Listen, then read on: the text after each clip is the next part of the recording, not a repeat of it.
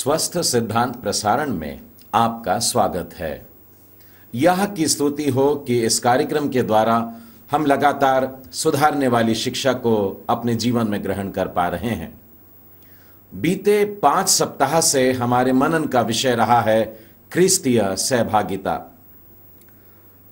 क्रिस्तीय सहभागिता मसीही जीवन के सबसे कठिन अभ्यासों में से एक है। मैं ऐसा क्यों कहता हूं? क्योंकि परमेश्वर के साथ में हमारी जो सहभागिता है वह विशेष तो है परंतु अदृश्य है। वो दिखाई नहीं देती है लोगों को कि मेरा रिश्ता प्रभु के साथ कैसा है।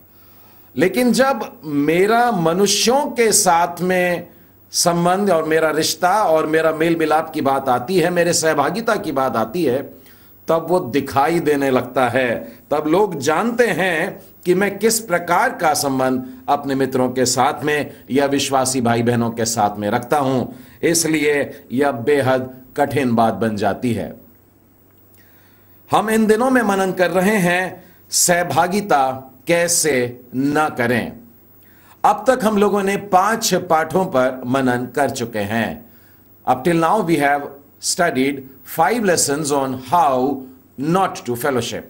Lesson number 1, do not disregard the indispensability of fellowship. पाठ नंबर 1, सहभागिता की अनिवार्यता को अनदेखा न करें। Lesson number 2, do not be overruled by self-interest. पाठ नंबर 2, स्वार्थपूर्ण व्यवहार न करें। Lesson number 3, do not be hypocritical in love. पाठ क्रमांक 3, अपने प्रेम में पाखंडी न बने। Lesson number 4, do not postpone reconciliation. पाठ क्रमांक 4, मेल मिलाप को स्थगित न करें। Last week we have studied lesson number 5 and that was do not be partial. पिछले सप्ताह हम लोगों ने 5वां पाठ सीखा था और वह था कि पक्षपातपूर्ण व्यवहार न करें। Today we are going to see the 6th lesson on how not to fellowship and that is do not write off anyone quickly. सहभागिता कैसे न करें, इसके अंतर्गत आज हम लोग 6वां पाठ सीखने जा रहे हैं जिसका शीर्षक है किसी को भी जल्दबाजी में दोषी करार न दें। मैं फिर दोहराता हूं, सहभागिता कैसे न करें, किसी को भी जल्दबाजी में दोषी करार न दें। मैं ऐसा क्यों कह रहा हूं? क्योंकि हमारे सर्वोत्तम में भी हमें कुछ न कुछ बुरा नजर आता है, साथ ही हमारी निकृष्टता में भी कहीं ना कहीं थोड़ा सा कुछ अच्छा मिल जाता है। इसलिए हम किसी को जल्दबाजी में दोषी ना कह दें। हम सब साधारणतः दूसरों पर उंगली उठाने में बड़ी तेजी दिखाते हैं, बड़े जल्दी से किसी के ऊपर दोष लगा देते हैं। लेकिन मेरे मित्रों, इस बारे में आप जानते हैं कि बाइबल क्या कहती है? शब्दों को यदि वैसा की वैसा ही माने जैसा लिखा है, पत्थर की लकीर करके लें, तो हमें न्याय करना ही नहीं है। पहाड़ी उपदेश में देखिए, मत्ती रचित सुसमाचार के 7वें अध्याय और उसके पहले वचन में लिखा है, दोष मत लगाओ कि तुम पर भी दोष न लगाया जाए। कितने स्पष्ट शब्दों में, सरल शब्दों में बोल दिया गया है, जल्दी या देरी से नहीं, दोष लगाओ ही मत ताकि तुम पर भी दोष लगाया न जाए। क्यों न करें? अगले वचन में लिखा है, क्योंकि जिस प्रकार तुम दोष लगाते हो उसी प्रकार तुम पर भी दोष लगाया जाएगा और जिस नाप से तुम नापते हो उसी से तुम्हारे लिए भी नापा जाएगा। प्रभु यीशु ने अपने पहाड़ी उपदेशों में इस प्रकार से स्पष्ट कहा है।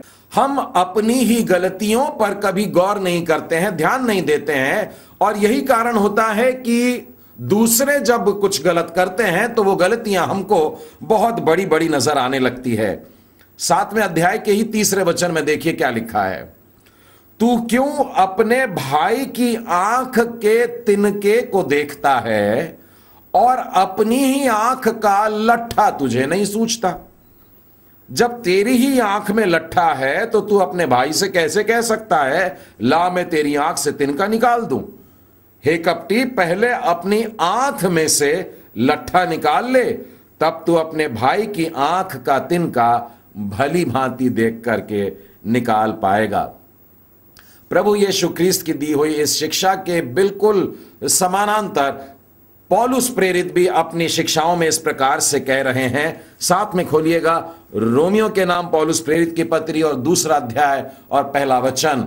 यहां पर यूं लिखा है, अतः हे दोष लगाने वाले, तू कोई क्यों ना हो, तू निरुत्तर है, क्योंकि जिस बात में तू दूसरे पर दोष लगाता है उसी बात में अपने आप को भी दोषी ठहराता है। इसीलिए कि तू जो दोष लगाता है स्वयं ही वही काम करता है।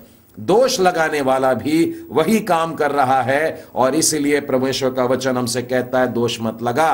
दोष लगाने वाले से कह रहा है तू निरुत्तर हो जाएगा, तुझ में भी वही बात नजर आती है। हे मेरे मित्रों, प्रभु का वचन स्पष्ट हमसे कह रहा है दोष नहीं लगाना है, किसी को भी जल्दबाजी में आकर के दोषी करार ना देना है, वरन वचन तो कह रहा है कि दोष लगाओ ही मत। इस प्रकार से बड़े रोचक तरीके से सुसमाचार में प्रभु यीशु ने भी लोगों को यह बात समझाई। एक बार जब प्रभु यीशु के पास में एक स्त्री को पकड़ के लाया गया और इस स्त्री को उन्होंने ला करके कहा हमने व्यभिचार करते ही इस स्त्री को पकड़ा है, और वे लोग घेर करके खड़े थे और उनकी आंखों में शोले थे, हाथों में पत्थर उठा लिए थे, और जो उनका समूह का सामने आगे नेतृत्व कर रहा था बड़ा सीना तानकर व्यवस्था का जानकार बनकर के प्रभु परमेश्वर के पास में आके यीशु से पूछा, व्यवस्था तो कहती है ऐसी स्त्रियों को पत्थर से मार डाले, तू क्या कहता है? प्रभु यीशु ने भी कहा हां, व्यवस्था कहती है कि तू पत्थरवा करके ऐसों को मार दे, लेकिन मैं तुझसे कहता हूं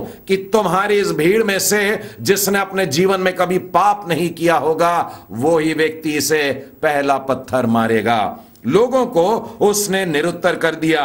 हे मेरे मित्रों, यदि हम किसी व्यक्ति के विषय में निर्णय लेना चाहते हैं तो उसके बाहरी रूप को देख करके न करें। यूहन्ना रचित सुसमाचार और उसके 7वें अध्याय में और उसके 24वें वचन में लिखा है, मुंह देखा न्याय न करो परंतु ठीक ठीक न्याय करो। चेहरा देख करके बस कर दिया, ऊपरी ऊपर उसकी तस्वीर देख करके न्याय कर दिया, ऐसा बिल्कुल नहीं करना है। जबकि परमेश्वर स्वयं हमारे मनों का जांचने वाला परमेश्वर है, और मुंह देखा न्याय करने में कई बार कई लोगों से गलती हो सकती है। एक बार तो शमूएल को देखिए कैसी गलती होने वाली थी। आप उस दिन को स्मरण करें, परमेश्वर ने शमूएल को कहा था कि ईशै के घर में जा और वहां जाकर उसके एक बेटे को राजा होने के लिए अभिषेक कर दे। पहले तो शमूएल घबराया, नहीं जाना चाहता था, शाऊल का डर था, लेकिन परमेश्वर से सामर्थ पाकर के वो स्थान में जाता है। मैं आपको पहला शमूएल उसके 16वें अध्याय के 7वें वचन के पास लाता हूं। ईशै का बड़ा बेटा जब सामने आया तो शमूएल ने अपने कमर से वो तेल निकाल लिया जिससे अभिषेक होना था। परमेश्वर ने उसे रोक दिया और नहीं करने दिया, क्योंकि परमेश्वर यहोवा ने, देखिए कैसा लिखा है, यहोवा का देखना मनुष्यों का आसान नहीं है। मनुष्य तो बाहर का रूप देखता है परंतु यहोवा की दृष्टि मन पर रहती है। परमेश्वर ने वह नहीं देखा जो शमूएल देख रहा था, जिसके कारण वो उस छरहरे और ऊंचे पूरे जवान का अभिषेक करना चाह रहा था। लेकिन परमेश्वर ने कहा मैं अलग देखता हूं, मेरा और मनुष्यों के सोच विचार में जमीन और आसमान का अंतर है, और यहोवा जो है वो लोगों के मन की ओर अपनी दृष्टि करता है। हे मेरे मित्रों, मैं आपसे नीति वचन के 18वें अध्याय में से भी बताना चाहता हूं, क्योंकि प्रत्येक बात के दूसरा पक्ष भी होता है। हम यदि किसी व्यक्ति से कोई बात को सुनते हैं, उसकी बात को सुनने के बाद आपको ऐसा लगेगा अरे हां, ये जो बोल रहा है बिल्कुल सही बात है, जब तक कि हम उस ही विषय पर किसी दूसरे और तीसरे व्यक्ति की सुन नहीं लेते हैं। नीति वचन के 18वें अध्याय और उसके 17वें वचन में देखिए क्या लिखा है, मुकदमे में जो पहले बोलता है वही सच्चा जान पड़ता है। आगे देखिए क्या लिखा है, परंतु बाद में दूसरे पक्ष वाला आकर उसे जांच लेता है। पहले सुनाई गई बात भले ही सुनने में ऐसी लगे कि बिल्कुल सही है, लेकिन दूसरा पक्ष सुनने के बाद में फिर हमारे न्याय में, हमारे निर्णय में परिवर्तन आ सकता है। याकूब की पत्री और उसका पहला अध्याय और उसके 19वें वचन में देखिए क्या लिखा है। हे मेरे प्रिय भाइयों, यह बात तुम जान लो, हर एक मनुष्य सुनने के लिए तत्पर और बोलने में धीर और क्रोध में धीमा हो। सुनने के लिए हमेशा तैयार रहो, क्या बात बोली जा रही है उसको समझ लो, और जब बोलने की बात आती है तो उतावली नहीं करना है, कोई जल्दबाजी नहीं करना है, और जहां तक क्रोधित होने का सवाल है वो तो एकदम ही धीमा हमें रखना है। क्यों? क्योंकि मनुष्य का क्रोध परमेश्वर के धर्म को निर्वाह नहीं कर सकता है। मेरे मित्रों, परमेश्वर का वचन हमें स्पष्ट कहता है हमें बोलने में भी जल्दबाजी नहीं करना चाहिए। मेरी तो सलाह इस प्रकार से है आपको कि न्याय करने की बात आती है तो अंतिम क्षण तक इंतजार करना। जी हां, मेरे कहने का मतलब है कि न्याय के समय तक ही इंतजार कर लेना। पहला कुरिन्थी और उसका 4था अध्याय और उसका 5वां वचन देखिए क्या कह रहा है। इसीलिए जब तक प्रभु न आए, समय से पहले किसी बात का न्याय न करो।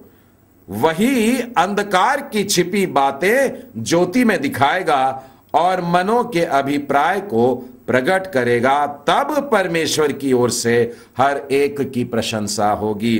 बहुत सरल तरीके से बताया गया है। हमें न्याय दे देने का, किसी को दोषी करार देने का हक नहीं है। उस दिन तक रुकना, न्याय का काम परमेश्वर का है। वो ही अंधेरे में छुपी हुई बातों को सामने लाके रखेगा और लोगों के मन में चल रही गड़ने वाली बातों को, विचारों को, अभिप्रायों को वो ही खोल करके रख देगा। और मनुष्य जो तारीफ करता है वो नहीं, परंतु परमेश्वर उस दिन जो तारीफ करेगा वो वास्तव में ग्रहण की जाएगी। मेरे मित्रों, जब लोगों पर न्याय सुनाने की बात आती है और जबकि वचन कहता है जल्दबाजी ना करना, तो मुझे योना का उदाहरण पुराने नियम में खोलिएगा, छोटे नबियों की पुस्तक में से, और वहां से योना नबी की पुस्तक और उसके पहले अध्याय में। आप योना की बात को अच्छे से जानते हैं। परमेश्वर ने उसे एक आज्ञा दिया था निनवे नगर को जाकर के प्रचार करे, लेकिन वो क्या करता है, वो दूसरे ही जहाज पर बैठ जाता है और वहां से भाग निकलने की कोशिश करता है। लेकिन परमेश्वर की आत्मा से हम नहीं भाग सकते मेरे मित्रों।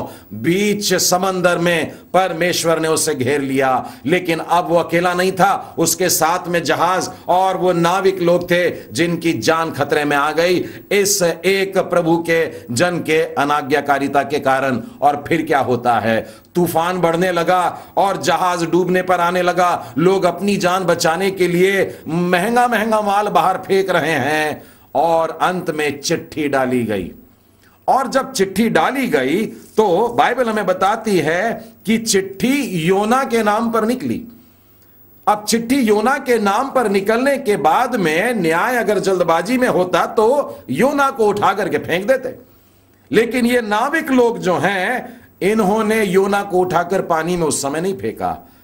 वे उसको घेर के खड़े हैं और उससे पूछ रहे हैं, बता हमें किस कारण ये विपत्ति हम पर पड़ी है, बता कि तेरा उद्यम क्या है, बता हमें कि तू कहां से आता है, तू किस देश का है, तू किस जाति का है।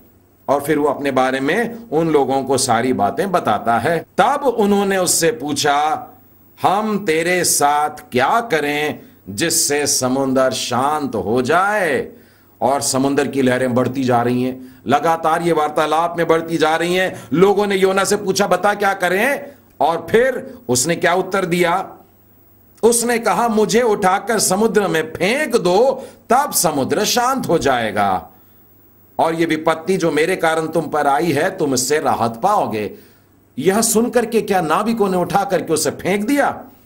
अगला वचन पढ़िएगा, लिखा है, फिर भी वे बड़े यत्न से खेते रहे ताकि जहाज को किनारे पर लगाए, परंतु नहीं कर पा रहे थे। समुद्र की लहरें और भी अधिक बढ़ती गई और उनके विरुद्ध आने लगी। तो क्या योना को उठाकर फेंक दिया? फिर भी नहीं फेंका। अगला वचन पढ़िए, देखिए लिखा है, उन्होंने यहोवा परमेश्वर को पुकारा। पहले तो अपने अपने देवताओं की पुकारने की बातें थी, ये जो परमेश्वर के न जानने वाले थे, अब यहोवा को पुकार के कह रहे हैं, यहोवा हम विनती करते हैं इस पुरुष के प्राण के बदले हमारे प्राण को नाश न होने दे। परमेश्वर से प्रार्थना कर रहे हैं। बाद में वे उसे पानी में फेंक देते हैं और लहरें थम जाती हैं, और लहरों के थम जाने के बाद क्या कहते हैं, अरे बात जान बची लाखों पाए। नहीं नहीं, उसे डाल देने के बाद में और लहरों के शांत हो जाने के बाद में भी लिखा है, उन मनुष्यों ने यहोवा का बहुत ही भय माना और उसको भेंट चढ़ाई और मन्नतें मानी। कितना अद्भुत उदाहरण कि किसी को दोषी बनाने के लिए या उस पर न्याय देने के लिए या उसको दंड देने के लिए इन लोगों ने कोई जल्दबाजी नहीं करी। हम ख्रिस्ती लोगों को इन अन्य जाति नाविकों से आज एक सबक सीखना चाहिए कि दोषी करार करने के लिए किसी भी प्रकार की जल्दबाजी ना करें। नए नियम में हमें एक बड़ा रोचक उदाहरण मिलता है। सुसमाचार में आइएगा, हम यूसुफ और मरियम को देखते हैं। मरियम की मंगनी यूसुफ के साथ में हो चुकी थी और उनके एकत्र होने से पहले मरियम गर्भवती पाई गई। अब यूसुफ के पास में व्यवस्था को लेकर के एक अधिकार था। वो चाहता तो मरियम को चौराहे पर ला करके पथरवा करके मरवा डालता, लेकिन बाइबल बताती है यूसुफ धर्मी था, संयमी था, और वो अपने मन में इस बात को सोच रहा था कि वो कैसे करके चुपचाप से इस बात को भुला सकता है, त्याग सकता है, ताकि ये बात ना बढ़े। और जब वो ये सब सोच ही रहा था, तब परमेश्वर का एक दूत आकर उसे समझाता है कि मरियम जो गर्भवती है वो कोई पाप नहीं है, परंतु ये परमेश्वर के पवित्र आत्मा का फल है और उसी के द्वारा उद्धारकर्ता जन्म लेने वाला है। जब ये बातें यूसुफ को बताई गई, समझाई गई, तब आगे सब कुछ अच्छे से हुआ। यदि यूसुफ जल्दबाजी में कोई निर्णय ले लेता और गड़बड़ी का काम करता और मरियम को दोषी ठहरा देता, आप अंदाज लगा सकते हैं कि इतिहास में कितना विचित्र परिस्थिति तैयार हो जाती और कैसी गड़बड़ी हो जाती। लेकिन यूसुफ न्याय करने की बात में भी बड़ा संयमी रहा।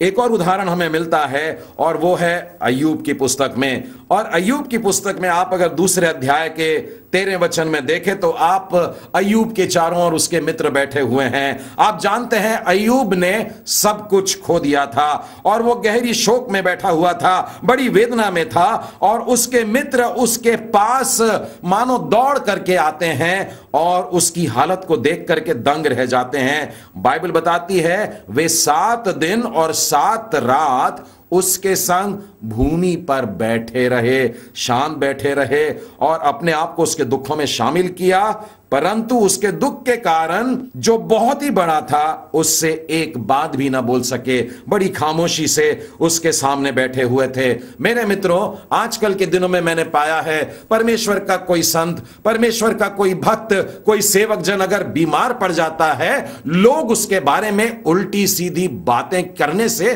थकते नहीं हैं, तरह तरह की विचित्र बातें बनाते हैं। इन मित्रों को याद रखो, वे 7 दिन उसके साथ में बैठे हैं और खामोशी के साथ में उसके दुख में शामिल है।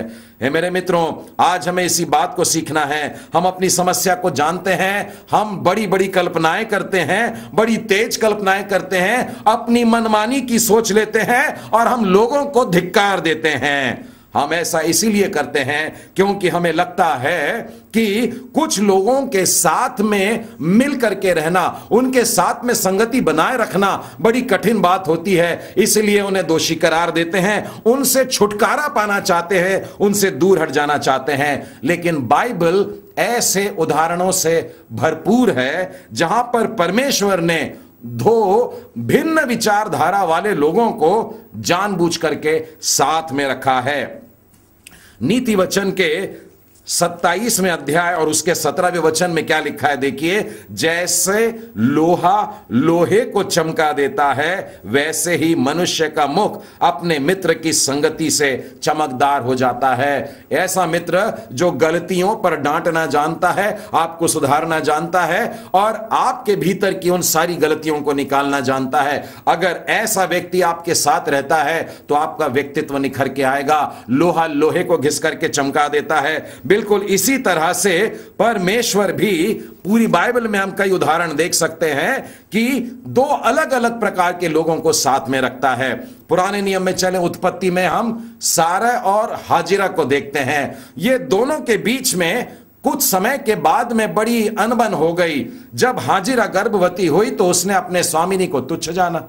उसके बाद में सारा उसे सताने लगी, और सतावट जब सहन के बाहर होने लगी तो हाजिरा वहां से भाग जाती है। परमेश्वर के एक दूत ने उसको मरुस्थल में रोक लिया और उससे पूछा, तू कहां भाग करके जा रही है? और फिर उससे कहा, वापस जा और अपने स्वामिनी के अधीन रहे और मेरे समय का इंतजार करना। वह हाजिरा को उस दिन के लिए तैयार कर रहा था। उत्पत्ति में एक और उदाहरण मिलता है याकूब का और लाबान का। याकूब शब्द का अर्थ जानते हैं आप लोग, अड़ंगा मारने वाला या धोखा देने वाला, और लाबान शब्द का अर्थ होता है सफेद, या यूं कहिए कि जो धोखाधड़ी में उस्ताद है। अब ये दामाद है और ससुर हैं, एक धोखा देने वाला है और एक धोखाधड़ी देने में उस्ताद है। और आप जानते हैं जब अपनी बेटी को दुल्हन बनाकर दामाद को देने की बात आई थी, तब लाबान ने किस प्रकार से चालाकी की थी। एक और उदाहरण नए नियम में से बताना चाहूंगा। प्रभु यीशु ने जब अपने शिष्यों का चुनाव किया था तो उसमें भी ऐसे शिष्यों को साथ रखा। देखिए मत्ती एक चुंगी लेने वाला व्यक्ति था और वो अपने काम पर ही था जब प्रभु ने उसे बुलाया था, और मत्ती रोमी सरकार के लिए यह काम किया करता था। प्रभु यीशु ने अपने लिए एक और शिष्य को चुना जिसका नाम था शिमोन जेलोतेस, और यह ऐसा व्यक्ति था जो रोमी सरकार के तख्ते को पलटने वाले लोगों के साथ में शामिल था। एक शिष्य ऐसा है जो रोमी सरकार के लिए काम कर रहा है, और दूसरा शिष्य ऐसा है जो रोमी सरकार को पलट देना चाहता है। लेकिन यीशु के साथ में शिष्य बनकर दोनों को साथ रहना पड़ा। मरियम और मार्था का भी उदाहरण आप जानते हैं। मरियम शब्द का अर्थ है जो प्रभु के वचनों पर मनन करने वाला व्यक्ति है, और मार्था शब्द का अर्थ है नारी, एक स्त्री जो घर गृहस्थी की बातों में लिप्त रहे। इन दोनों को एक घर में रखता है, दो अलग अलग विचारधाराएं, दोनों टकराव। और आप जानते हैं ऐसी परिस्थितियां आई जब मार्था भी परेशान थी और प्रभु से कह रही थी, प्रभु जी से कहिए, और प्रभु से कहते हैं उसने तो उत्तम भाग चुना है। और इन दोनों प्रकार के लोगों को परमेश्वर ने जानबूझ करके एक साथ में रखा। फिलिपियों के अगर आप 4 अध्याय में देखें तो वहां पर आप 2 स्त्रियों का नाम पाएंगे, और लिखा है योआदिया और संतुखे नाम के 2 बहनें हैं। एक का नाम है खुशबू और दूसरे के नाम का अर्थ होता है किस्मत। एक कलावंत है और दूसरे सांसारिकता से लिप्त हैं। 2 अलग अलग विचारों के लोग हैं, लेकिन एक ही कलीसिया के भाग हैं। और इनसे प्रभु का वचन कह रहा है, मैं योआदिया को भी समझाता हूं और संतुके को भी, कि वे प्रभु में एक मन होकर के रहें। परमेश्वर का वचन हमें मिलकर रहने को कह रहा है। हमारी सहभागिता में किसी भी प्रकार से एक दूसरे के ऊपर दोष लगाने के लिए मना किया गया है।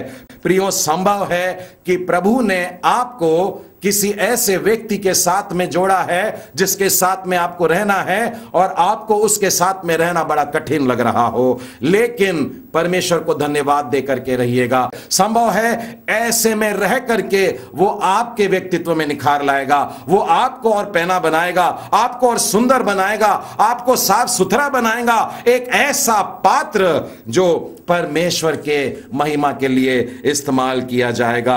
अपने आप को प्रभु की इच्छा के लिए समर्पित कर दें। एक सलाह भी देना चाहता हूं मेरे मित्रों, यदि कोई बार बार आपको दुख दे रहा है, जानबूझ करके भी दुख दे रहा है, तो मेहरबानी करके उससे घृणा मत करिएगा। बाइबल क्या सिखाती है देखिए, नीति वचन में और उसके 10वें अध्याय और उसके 12वें वचन में लिखा है, प्रेम सब पापों को ढांक देता है। वो भले ही आपसे कितना भी घृणा करे, लेकिन आप प्रेम करते हैं तो आप उन पापों पर एक ओढ़ना डाल देंगे। नए नियम में पहला पत्रस और उसके 4 अध्याय के 8वें वचन में लिखा है कि प्रेम असंख्य पापों को ढांक देता है। यदि हम प्रेम से भरे हैं मेरे मित्रों, तो सारा अंधकार मिट जाएगा। मसीह प्रेम जो होता है वो वास्तव में प्रेम के कारण पैदा नहीं होता है। प्रेम है इसलिए हम प्रेम नहीं करते हैं, परंतु बाइबल का परमेश्वर इसीलिए प्रेम करता है क्योंकि हम उस लायक पहले नहीं थे। रोमियो का 5वां अध्याय और 8वां वचन आप जानते हैं, परमेश्वर अपने प्रेम की भलाई हम पर इस रीति से प्रकट करता है कि जब हम पापी ही थे, मसीह हमारे बदले मरा। हम में कोई खूबी थी, कोई सुंदरता थी, इसलिए हमसे प्रेम किया, ऐसा कतई नहीं है। लेकिन जब हम पापी ही थे तो मसीह हमारे बदले मरा है। मेरे मित्रों, परमेश्वर ने मसीह में जिस प्रकार से हमें ग्रहण किया है, हम भी औरों को अपने दिल से लगा लेते हैं। एक सलाह देना चाहता हूं, यह ना देखें कि लोग कैसे दिखते हैं और कैसी सूरत के हैं, कि सुंदर हैं कि कुरूप है, परंतु यह देखिए कि कल परमेश्वर के राज्य में वे पहुंचेंगे और वहां पर हम कैसे होंगे। प्रेरितों के काम और उसके 15वें अध्याय में 37 से 40 के बीच में एक अद्भुत सी बात है। पौलुस और बरनबास में वाद विवाद हो गया है। यूहन्ना जो मरकुस कहलाता है उसको लेकर के, उसको साथ लेना या नहीं लेना, पौलुस ने मना कर दिया और पौलुस सिलास को लेकर एक तरफ चला गया, लेकिन बरनबास ने मरकुस को लेकर के दूसरी ओर निकल गए और साथ नहीं रहे। लेकिन फिर दूसरा तीमुथियुस 4 अध्याय के 11वें वचन में पौलुस ने खबर भेजा, वो मरकुस को साथ लेकर के आना, उससे मेरे को बहुत मदद मिल जाएगी।